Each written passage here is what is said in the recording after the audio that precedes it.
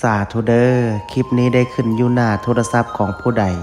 ขอให้พระภูมิเจ้าที่พระแม่ธรณีเจ้าทางจงเปิดประตูเงินแสนอยู่บ้านจงเปิดประตูเงินล้านอยู่เฮือนลูกหลานเฮ็ดหยังจงราบรื่นทุกประการจงอย่าข่องอย่าฆ่า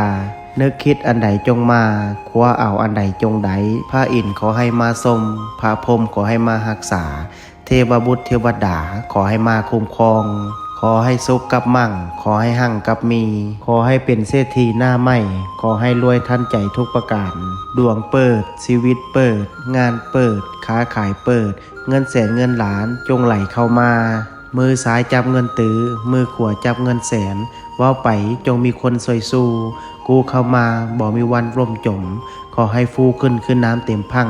มั่งมีคือเศรษฐีทั้งหลายนอนไซนอนใจอูอะอูอังนะโมพุทธายะท่านใดที่ได้ร่วมพิมพ์สาธุ